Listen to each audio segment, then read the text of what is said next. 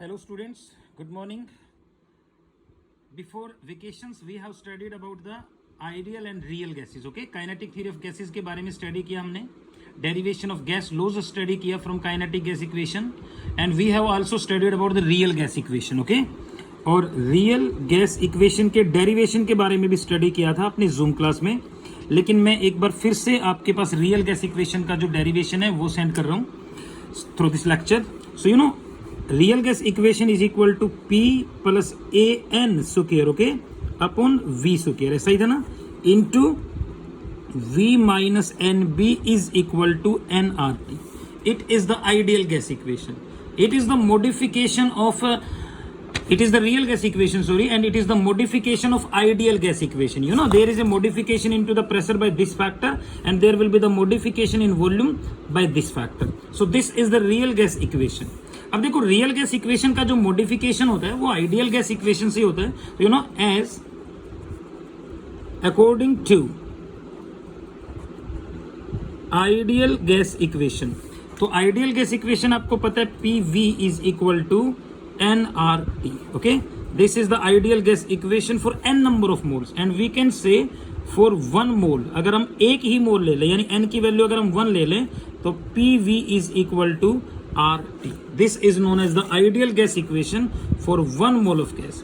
अब देखो यहाँ पर प्रेशर और वॉल्यूम में करेक्शन करेंगे आइडियल से रियल गैसेज में अगर जाएंगे तो, क्योंकि आइडियल और रियल गैसेज का जो प्रेशर और वॉल्यूम है वो इक्वल नहीं होते. There is a difference into the pressure, there is a difference into the volume. So here first factor is about correction in pressure.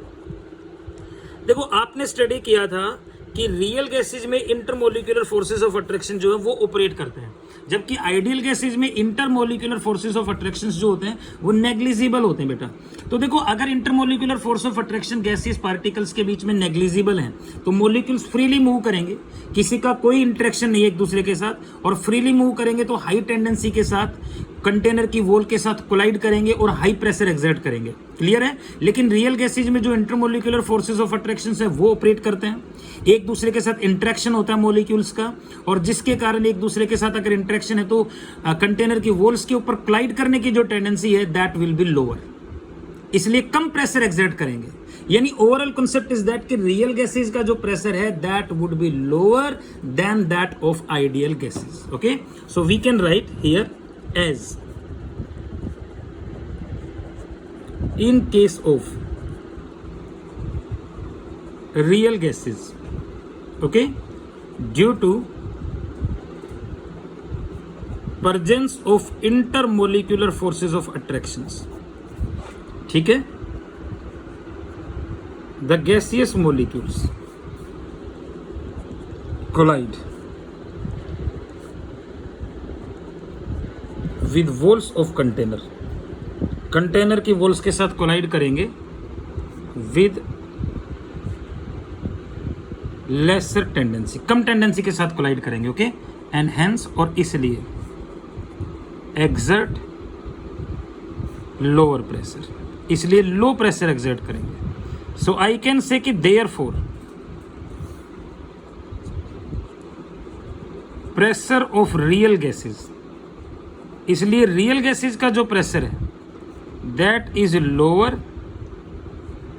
Then that of ideal gases, यानी pressure of a real gas will be lower than that of ideal gas.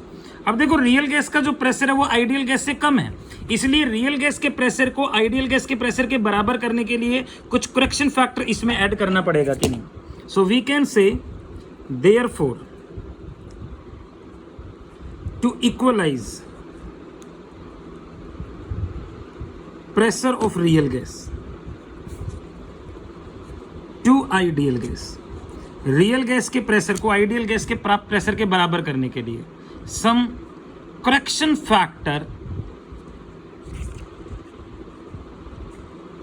should be added, क्योंकि कम है तो कुछ factor add करेंगे.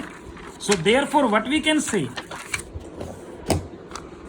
यानी pressure of real gas is plus P, this is the correction factor, will be equal to pressure of ideal gas. तो देखो जो ideal gas equation में P है उसकी जगह ये फैक्टर भरेंगे, real gas equation plus P factor is there. Okay और अब ये जो P फैक्टर है, जो प्रेशर जो फैक्टर है, that is inversely proportional, that is directly proportional to density square, यानी जितनी ज्यादा डेंसिटी है गैस की, मॉलिक्यूल्स जितने पास होंगे, सीधा सा कॉन्सेप्ट है कि जितने पास होंगे मॉलिक्यूल, उनके बीच में इंटरमोलिक्यूलर फोर्स ऑफ अट्रैक्शन उतनी स्ट्रॉन्ग होंगे, उतनी कम टेंडेंसी से कोलाइड करेंगे, और जितनी कम टेंडेंसी से कोलाइड करेंगे प्रेशर भी उतना ही कम होगा। तो जितना प्रेशर कम होगा रियल गैस का, उतना ही ज्यादा फैक्टर आपको ऐड करना पड़ेगा कि नहीं। तो ये जो प्रेशर फैक्टर है, ये जो correction factor, that is directly proportional to the density of gas, crowdness of the gaseous molecules, और जो डेंसिटी है that is inversely proportional to volume. तो डेंसिटी का स्क्वायर जो है that is inversely proportional to V square. From this concept I can say कि therefore P is inversely proportional to V square. इस factor को, अगर proportionality sign जो है, इसको हटाने के लिए हम कांस्टेंट अप्लाई कर देंगे, तो therefore P is equal to A upon V square. ये करेक्शन फैक्टर हो गया यहाँ पर। Okay, this is equation number 4 I think, ये 4 इक्वेशन हो गई। ओके और तो यहाँ पर जो A फैक्टर है, this is the constant of proportionality.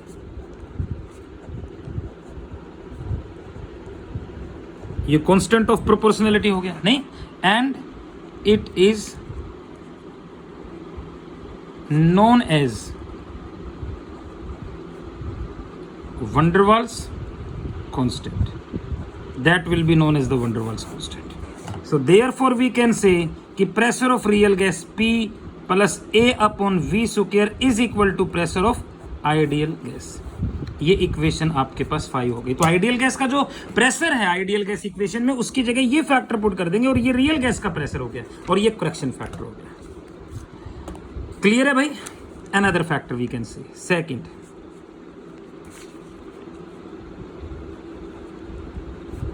Correction in volume. Volume में भी करेक्शन करेंगे। आइडियल गैसेस के केस में आपको पता है कि एक गैसियस मॉलिक्यूल का जो वॉल्यूम है वो पूरे के पूरे गैस के कंपैरिजन में नेग्लिजिबल होता है, इसलिए उसको तो हम नेग्लेक्ट कर देंगे। तो वी कैन से कि as in case of ideal gas, the volume of a gaseous molecule, यानी एक गैसियस मॉलिक्यूल का जो वॉल्यूम है, क्योंकि खुद का गैस का वॉल्यूम बहुत ज्यादा होता है, तो volume of a gaseous molecule is negligible as compare to volume of whole of gas. पूरे के पूरे गैस के वॉल्यूम के कंपैरिजन में नेग्लिजिबल होता है, यानी दैट इज नेग्लेक्टेड हियर। एक गैसियस मॉलिक्यूल का जो वॉल्यूम है वो नेग्लेक्ट कर देंगे। तो therefore we can say free volume जो है गैस का,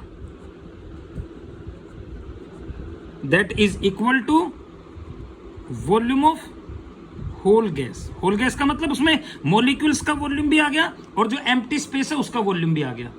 नहीं तो एम्प्टी स्पेस का वॉल्यूम और क्या नाम है, टोटल एम्प्टी स्पेस का वॉल्यूम, और गैसियस मॉलिक्यूल्स के साथ जो टोटल वॉल्यूम मिला के वो दोनों बराबर ही हो गए, क्योंकि एक मॉलिक्यूल का जो वॉल्यूम है that is neglected here. Okay so वो नेग्लेक्टेड है, तो कोई फैक्टर सब्सट्रैक्ट नहीं कर रहे हैं यहाँ पर, that is volume of gaseous molecules is not subtracted, यानी यहाँ पर गैसियस मॉलिक्यूल्स का जो वॉल्यूम है वो सब्सट्रैक्ट नहीं कर रहे हैं, क्योंकि नेग्लिजिबल है, तो क्या सब्सट्रैक्ट करेंगे, उसकी कोई वैल्यू ही नहीं उसके कंपैरिजन में। But you know, but for real gases, लेकिन रियल गैसेस के लिए the volume of a gaseous molecule, एक गैसियस मॉलिक्यूल का जो वॉल्यूम है दैट इज नॉट नेग्लिजिबल, ये नेग्लिजिबल नहीं होता, क्योंकि इंटरमोलिक्यूलर फोर्स ऑफ अट्रैक्शन के कारण मॉलिक्यूल्स पास आ गए यहां पर, तो इतना ज्यादा वॉल्यूम नहीं होता कंप्लीट गैस का। So is not negligible as compare to volume of whole of the gas. पूरे के पूरे गैस के कंपैरिजन में नेग्लिजिबल नहीं होता। Therefore free volume of gas, इसलिए गैस का जो फ्री वॉल्यूम है यानी that will be equal to V minus V factor. तो ये जो V फैक्टर है ये हो गया वॉल्यूम ऑफ